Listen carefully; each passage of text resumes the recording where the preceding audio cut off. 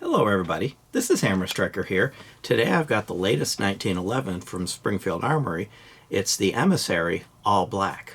This one here is the latest in the Emissary lineup, and as I mentioned, it's the all black. The current one that's out there is actually still really nice looking, but it is two-tone, so it's blued and stainless. So of course this is unloaded.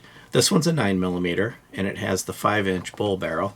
There's also a 45 ACP available in the 5-inch barrel, and there's also a 4 1/4 in both 9mm and 45. So the two popular calibers for 1911s are going to be available in this. So if you're watching this on the day we release it, it's also launch day. This will be the first day that these are available. They should, typically Springfield Armory has them available very, very quickly, oftentimes same day. So if you're watching this video, the chances of being able to get one right away is usually pretty high with Springfield Armory. It's got a lot of tactical features, but it's also got that classic beauty. In fact, when I first opened the box and took a look at this thing, it's like, yeah, I don't know if I want to shoot that. I might want to just build a display case for it. But it'd be an awful boring video, and of course I was itching to see if it shot half as well as it looks, then it was going to be an awesome range day. So of course I took it to the range and I shot it, and it was an awesome range day. But let's talk about some of the features it has. The slide and frame are forged steel. That results in it being a little on the heavy side. It's 43 ounces, but you kind of wouldn't know it from holding on to it. It's well balanced, it fits in the hand well, it's comfortable to shoot. Of course, that amount of weight really tames the recoil of 9mm, which is kind of low to begin with. By the time you put a little weight behind it, the recoil is just almost non-existent. G10 thin line grips, and they've got a really nice texture on them. It's an aggressive enough texture that it stays put in your hand, but it's not so aggressive that it tears you up. You don't feel like you've been attacked by it, but you also don't feel like you're going to lose control of the thing. It stays right where it belongs. And of course, it's 1911. The grips are replaceable should you want, let's say, thicker grips or different grips. It does have a flat face trigger, and it is a solid trigger. Unlike a lot of times you'll see them skeletonized. The trigger on this, when I get to demonstrating it, is really nice. Has a skeletonized hammer. Has really nice thumb safety, and the thumb safety is only on one side, but it thumbs on and off real easy, real nice. It's easy to get it with your thumb. It stays well away from your thumb so it's in fire mode right now, and it's well away from my thumb, so as it recoils it's not biting into me, but it's right there. I can easily get right to it. It has what they call the tri-top slide, and it's got a few features in there. First off is the serrations across the top, so that's a glare reduction, so you aren't going to get sun glare off of the top of the slide. It's got these really deep front and rear serrations, really easy to get a hold of wherever you're grabbing it, and it also lightens the slide a little bit for better reliability. The sights on it are actually quite nice. So you recognize the U. You've seen this on a lot of the recent Springfield guns, Hellcat and others. I like the U-dot sights. They're similar to the Glock, except it's a round U instead of a squarish U, but I find them really easy to shoot well and easy to pick up. The front sight is a tritium vial inside of a luminescent ring, which makes it, during the day, really easy to see, really easy to pick up.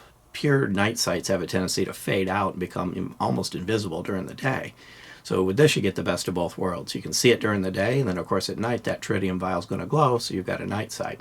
The rear sight is white, so there's no night capability on the rear sight. Both sights are replaceable should you not like them, but I found the sights to be very easy to use at the range. It was easy to get on target with them, easy to find your target and see the sights. 3-slot Picatinny rail, so if you want to put lights and lasers and everything else on it, you can.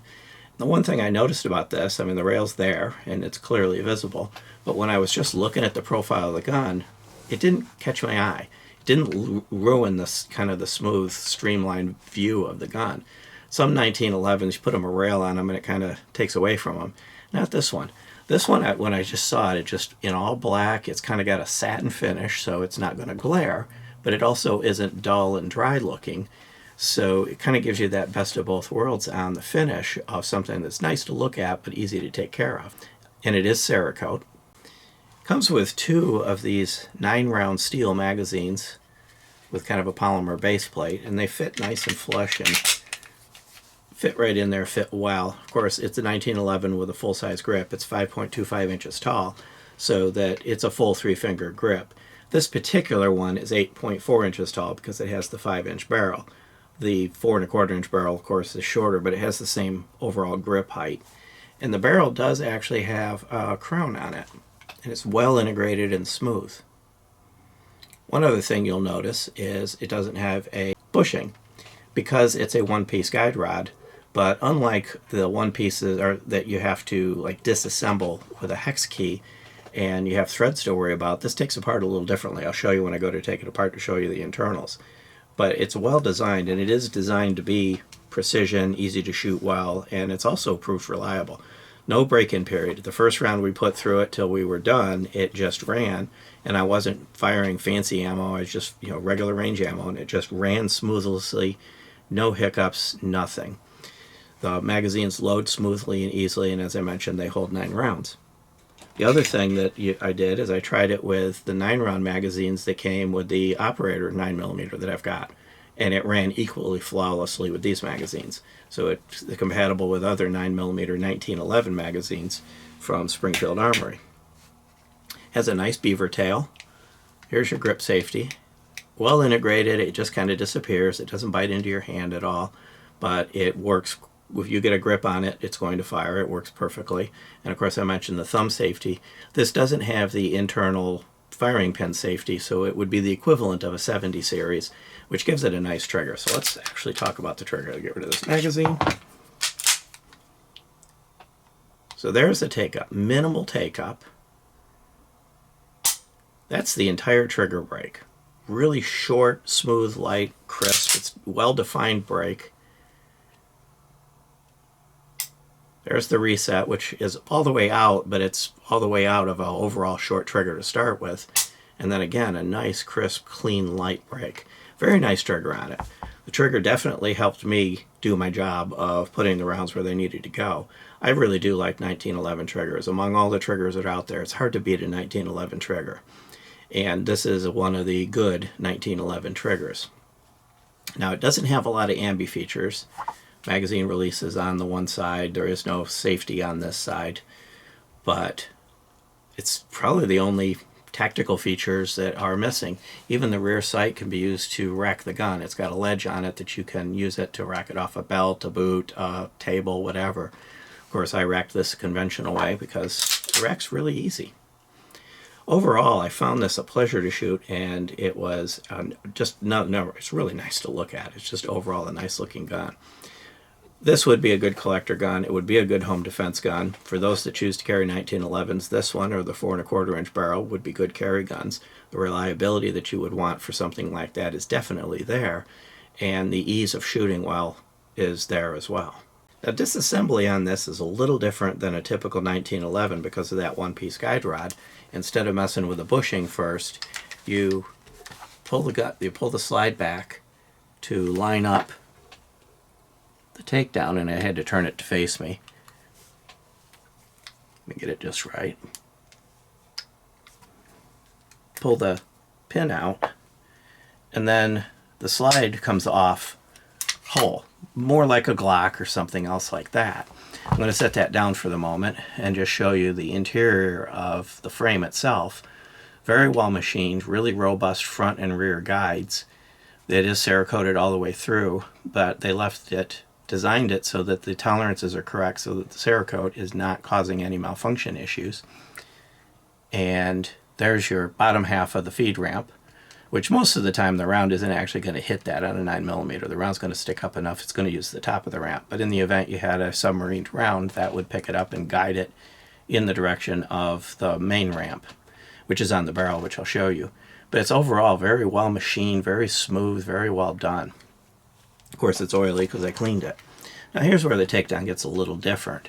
To pull the guide rod out, what you do is you push it forward and expose that hole.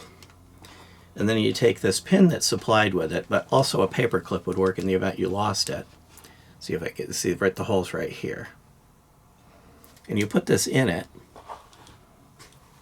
and just line it up with the guide rod, and then bring it back. And now what you have is a guide rod that is, so it's a little clunky for me to do when I'm not facing it towards me. But it is easy to do. Hang on, I'm just going to get it out of here. Oops, I see why it's not going. The barrel lug had flipped down in my way. But that gets the guide rod out, and it keeps it as an assembly. You're just going to leave it that way. Now you can pull that pin out, take the tension off it, pull that pin out if you want to disassemble that to clean it and oil it. But you can pretty much do that with it in place. And then the barrel slides out very conventionally, just like any other 1911. So first I'll show you the inside of the barrel. Very, very clean, sharp rifling. I can get the camera to focus. There it goes. Very well machined. No chatter marks, no tool marks. When I fired it, I didn't get any leading or anything else. It cleaned very easily, just basically a couple shots with the brush, then a patch, and it was clean and ready to go. And then you have a polished feed ramp. And again, you should get very reliable feed with this. I had no trouble whatsoever getting it to feed, again, that low-end kind of inexpensive ammo. Reassembly is pretty much as easy as disassembly. Slide the barrel back in, take this guide rod assembly and slide it back in. And if the barrel lug flips down, it will interfere, so you flip the barrel lug up, drop the guide rod in place, and then just slide it forward. Put a little tension on it to release the pin. In this case it fell out, but if it didn't, I just pull it out and then slide it back, and you're back reassembled. Then you put it back together, again, more like a conventional gun, like a Glock or something like that. And line the pin back up.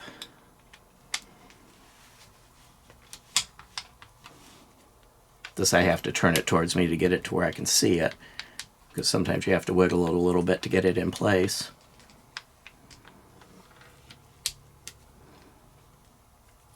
Of course, it doesn't want to cooperate. There it goes. And then pull it back again till the notches line up and snap it in place. So it's easy to take apart, easy to maintain, easy to live with. Of course, now I got oil all over it. It doesn't look quite as pretty as it did, but that comes right off. Now the notches that I was trying to show you was this little takedown notch, very similar to every other 1911. So this is the slide stop catch. This is the takedown notch. And it lines up. What I'll do is I'll do it with the camera. It lines up right there so that you can see that the little half moon that's on the top of the takedown pin, it will clear that so you can pop it out and then put it back in. So that part's just like any other 1911. The only part that's different is how you get the guide rod out of there, and that allows you to have a full-size guide rod without threads in it that once they get cross-threaded or you've threaded it too many times, then you start to have slop in the guide rod. This will be as good on its last day of the spring as it was on the first day because there's no threads to mess with. A couple of things I may have failed to point out when I was showing you earlier. Of course, I showed you the grip. The pattern from the grip follows through onto the front strap, which is nicely curved and rounded, and onto the mainspring housing, which is flat. Really comfortable grip to hold. The trigger has serrations on the face of it to help you index your finger and stay in place. Everything about this I found very easy to shoot, very easy to shoot well. Kind of show you a few different angles so you can see it really is a very nice looking gun. Of course, 1911s tend to be nice looking, but this one is really up there when it comes to just classic streamlined beauty of a 1911. Now, unfortunately, it's not a cheap 1911. MSRP is $13.78, which actually is inexpensive for the features that are on it, but it is a little bit pricier than your typical Polymer Wonder.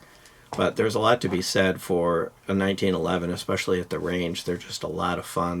You can feel the machine operating in your hand. So if you're into 1911s or you're looking to get a really nice 1911, for the MSRP that this is at of $13.78, you're getting a lot of 1911 for that price. Yeah, you can get inexpensive 1911s, but you aren't going to get the refinement, the precision that you're going to get with some of the higher end ones. So thank you, Springfield, for sending this to us to do a review on. I've really enjoyed having this one here. This is just a really nice gun. But beyond that, if you like our videos, please give us a thumbs up, share, subscribe, click that bell to be notified if you do. Check us out on Facebook, Instagram, Player, Rumble. We're pretty much everywhere. And thank you.